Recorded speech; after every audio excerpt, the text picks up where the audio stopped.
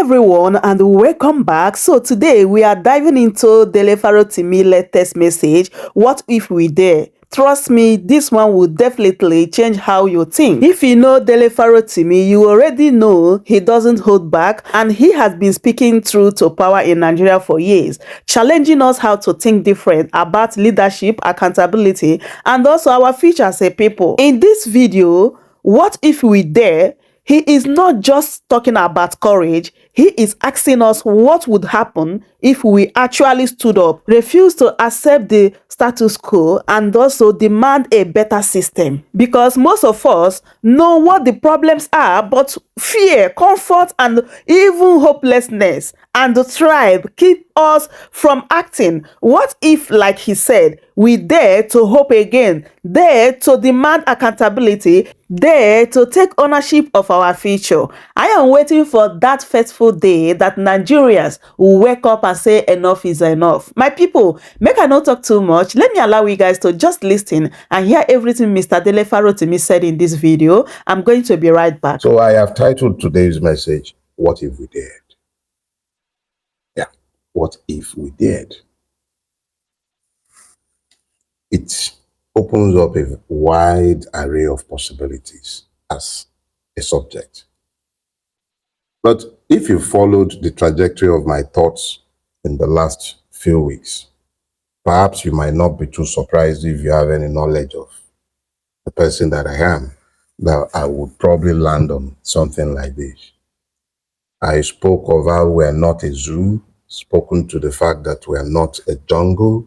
I've spoken to the fact that we've become a place governed by impunity and therefore we've become as the evil forest. I've spoken to hope. But this week, when my assistant came to ask me, as is the usual on Thursday, what my topic for the week is going to be, I had no clue. Not because I didn't have anything to say, but because I don't want to speak simply to hear the sound of my own voice, and I needed to communicate how I feel in the moment. So by Friday, I became convinced in my spirit that what I need to discuss with you is what if we dared? So the question is, dare to do what?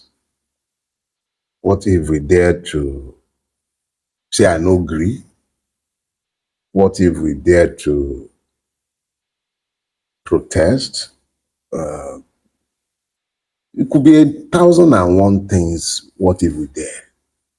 But my reality this morning is that when you look at the totality of where we are, vis-a-vis my preoccupation in the last few weeks, you realize that, one, I've painted a pretty clear picture of where we are for those who have the capacity to comprehend. But I know agree is not an alternative to misrule. It is not sufficient to simply disagree with the direction. It is not enough to say Tinubu must go, or Buhari must go, or APC must go. The question is what must come.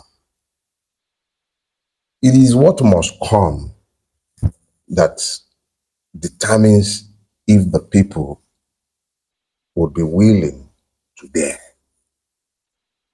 So what is it that must come?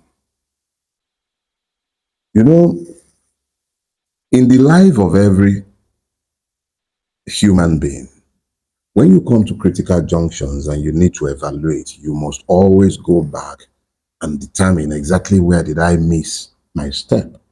And if you're talking about missing steps, it is because you recognize that there was an original destination that has been bypassed or missed. So at this point, what are we daring? So I reckon that the easiest way to tackle this would be to go back to the first point where we began to think of correction, 1966. Take your time. I'm going to take mine. Let's understand this. What happened in 1966? To understand what happened in 1966, you must understand what happened before. 1966 was exactly 6 years after independence, not to the date. I'm saying we gained independence, quote and unquote, in 1960. By 1966, there was a coup d'etat, then a second coup. So why the coup in the first place? I think it might make sense to listen to what Kaduna Nzeogwu himself had to say about the coup. He said, the desire for a strong, united, and prosperous nation necessitated the coup. Strong, united, prosperous. That was in 1966, 59 years ago. He was in pursuit of a strong, united, and prosperous nation. The reality is that out of these 5 words, strong, united, and prosperous nation, let's take away the connective word, hand. Remove the hand. None of these 4 rings true about the country, Nigeria, 59 years after. So, as at 59 years ago, when Kaduna Nzeogwu and his comrades came together to correct what they believed to be a perversion, 6 years, less than 6 years after independence, they saw a country that was not strong, they saw a country that was not united, and they saw a country that was not prosperous, but they had an illusion of a nation. So, 59 years later, the question is, what is it that wasn't done that led to the 1966 coup and that has assured that 59 years later, we are still weak, disunited, impecunious, and not a nation? Kaduna Nzeogwu and co. sought to correct what they saw as an error.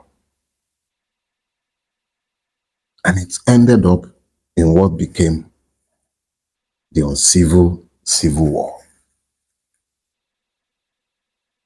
Now, how did this civil war that was very uncivil, how has it in any way brought us any closer to the strong, united, and prosperous nation that the coupists of January 1966 were seeking? Because I noticed that after the Civil War, all that has happened is that Nigeria has become increasingly exactly the exact opposite of the aspirations of the coupists and the declared objectives of those who countered the coup and presumed to build the Nigerian state thereafter. One of the first things that has happened after the coup is the gradual erosion of citizenship rights and the institutionalization of feudalism.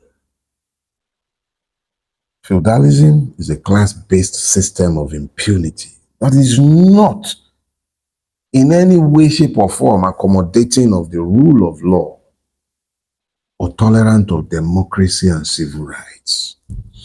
So, what if we dared to have all the declarations, an independent judiciary,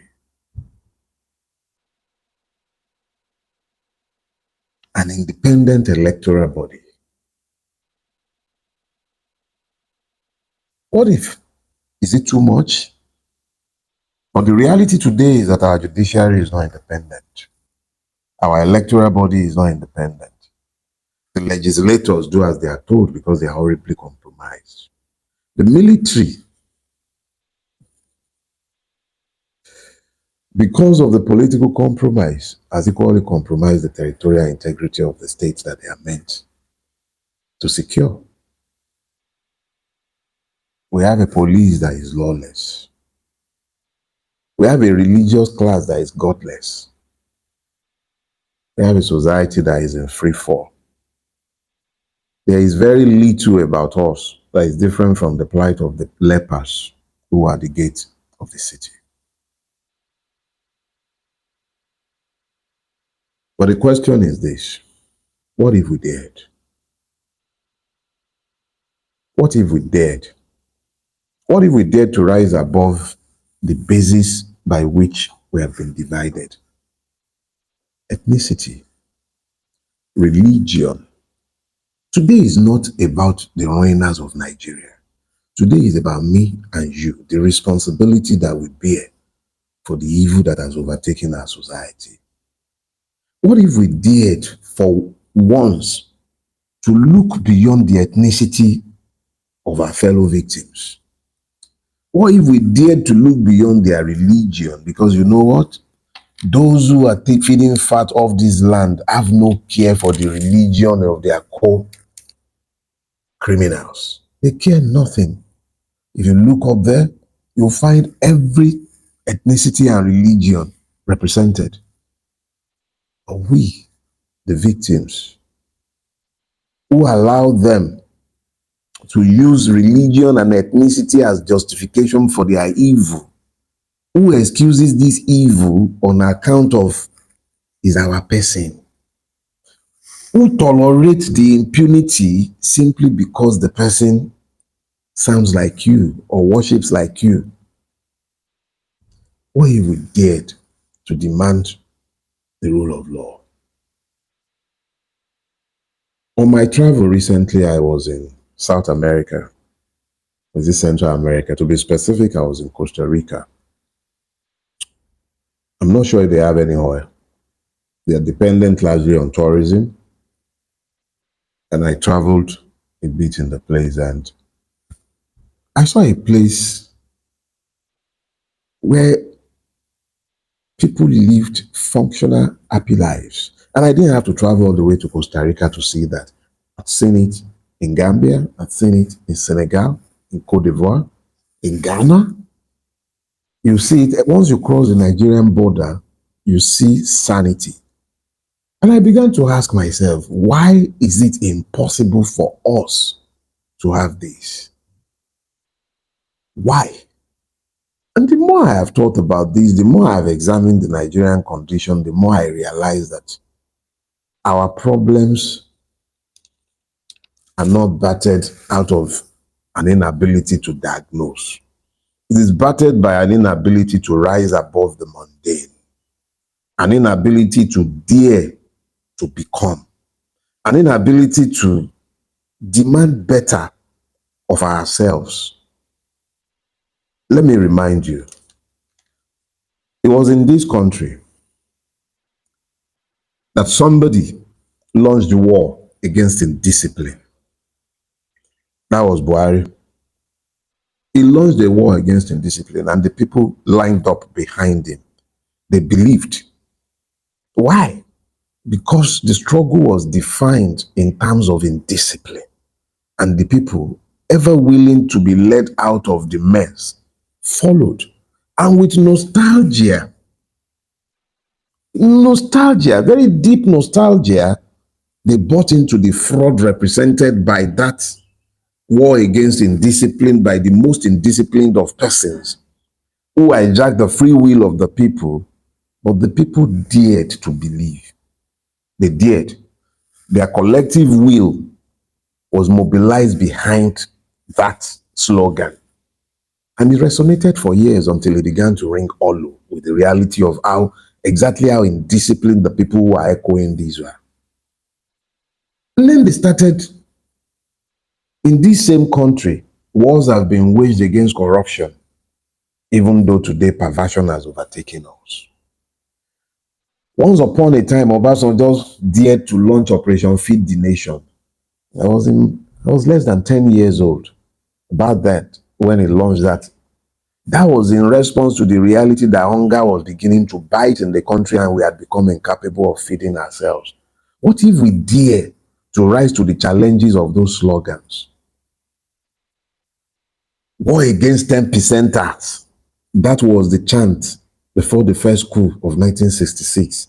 They don't even do 10% any longer. There is even no tender. The presidency now will simply announce, so we've given up on the war against 10%ers. Now they are renovating a terminal for 721 billion? Third mainland, they will renovate again for more than it will cost to build. And we were fighting war against 10%ers in 1960.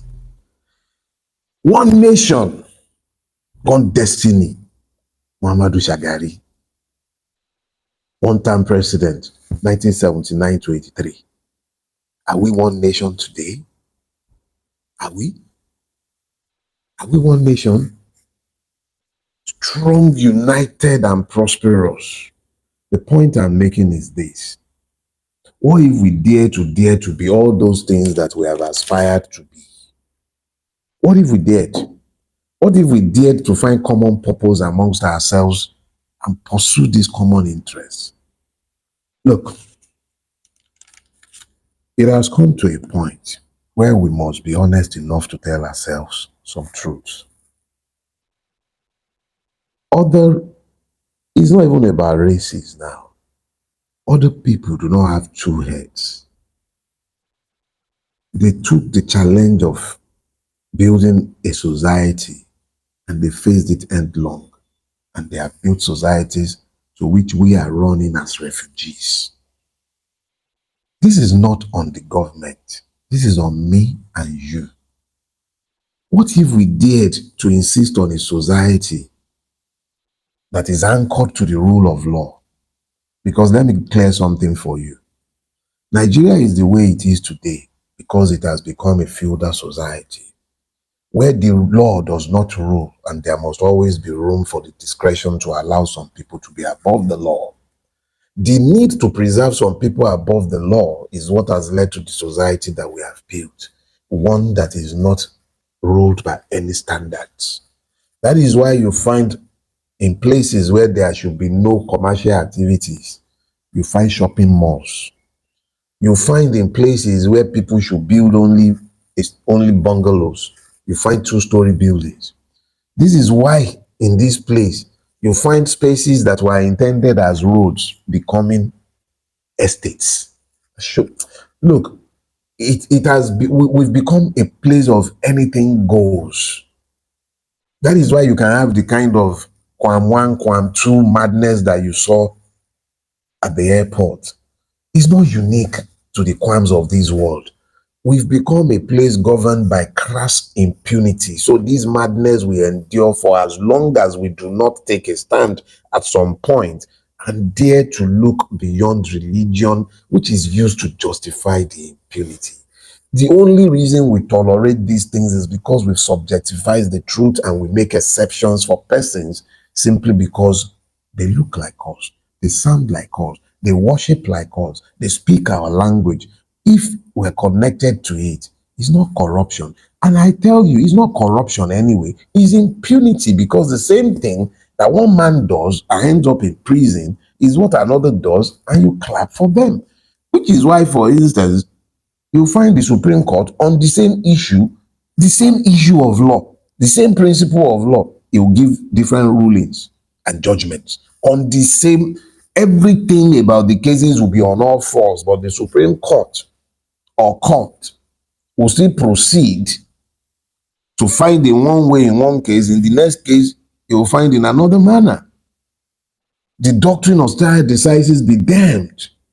The judiciary is no longer the last hope of the common man, because the common man, instead of realizing this and uniting together to demand better, have found reason to justify the madness and why they should be quiet. So we've all become complicit in the evil because we've tolerated it. What if we dare to move beyond this? Other races do not have two heads. And other countries where the black preponderate have proven that it has nothing to do with our race. But we are critical if the black race is going to ever find its legs. We are critical. I understand the pains of the separatists who prefer that Nigeria be broken up. And let me be clear about one thing. Even 59 years, we've been unable to resolve the questions that were being addressed by Kaduna and his group in 1966. After 59 years, we are still here. A problem that pre-exists me, my birth. Those problems are still with us today. Perhaps we might as well dare to break it up if that is going to be the answer to the problem. I don't believe that will answer the problem. I really do not believe that would. I actually believe that our race is better served or best served by a confederation of the black race across Africa. That is my personal belief and preference. But even if it comes to the point where we come to the realization as a collective that we are better off apart, maybe we need to go apart before we come back together. Maybe. But we've come to that point where we must understand that it cannot be qui sera, qui sera. We have, as a collective, to do something. We have to do something as a collective. What if we dare to be the citadel to which the black race can run? What if we dare to get it right? We have the material and human resource to be the beacon of hope for the entire race. What if we dare to become that? What if we dared? Is it beyond us? If it is beyond us to demand our basic rights, if it is beyond us to recognize our fellow victims, if it is beyond us to recognize what is in our own enlightened selfish interests, I'm afraid that we're in serious trouble. I'm calling you this morning and saying to you, you have to understand, I'm taking you back to the song that I started this with. Do what you will. Time is going. It is fast spent. It is the things that we do that will be remembered tomorrow. I do what I do in the hope that maybe one or two of you might hear me, or maybe my words will be recorded as testimony against this generation, and perhaps as a pointer in the right direction for the ones that are to come and who will see this. But the truth really is that we cannot continue along our current trajectory and end well.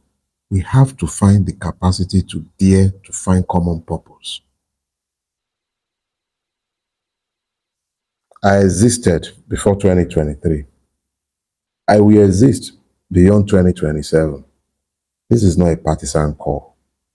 It is a call to your humanity. We have to think beyond our own time here. We have to consider our children and we have to consider our race. A country is not built in the manner that this one has been built. And the time must come when we have to challenge the realities of our existence. I pray Nepal never happens in Nigeria because we do not have the institution to hold Nigeria together if it comes to that kind of chaos and anarchy. Unlike the Nepalese who found common purpose and were not further divided by religion and ethnicity, we have been hopelessly disunited along those lines. And unless we find common purpose, we are unlikely to be united. So I tell you now, before you begin to romanticize the idea of Nepal, find common purpose beyond the ethnic and religious lines. Dare to think beyond that. Understand very clearly that if you, a Yoruba, or you, an Igbo, or you, a Fulani, or you, an Ijo, or you, be whatever you are, Anang, Ibiobio, if you had been born in another part of the country, or even if you were born of Igbo parentage and given to a Fulani parent to raise, you would have turned out much different from the person you are today. We are who we are because of the environment that we have created for ourselves. I do not expect that we would all mirror each other. But one thing that is clear and abundantly so is that at some point, we must find common purpose with each other, understanding clearly that we are fellow victims of the Nigerian state, and we can only ever escape when we find common purposes. Impunity governs the state we have evolved, and it is so because we have tolerated it. We have tolerated it because we have failed to look beyond the things that divide us, which do not divide the beneficiaries of the state that we have created. So, I'm saying to you this morning, rise above these limitations. Dare to find common purposes. I could say this ad infinitum, but until you make the move, it would always be what if. And I hope the what ifs will not be coming when we're all sat in refugee camps. What is happening in Kankara, happening in Kwara, in the Middle Belt, is not as far away as you think. Believe me, it's not as far away as you think. Find common purpose, close the ranks. There.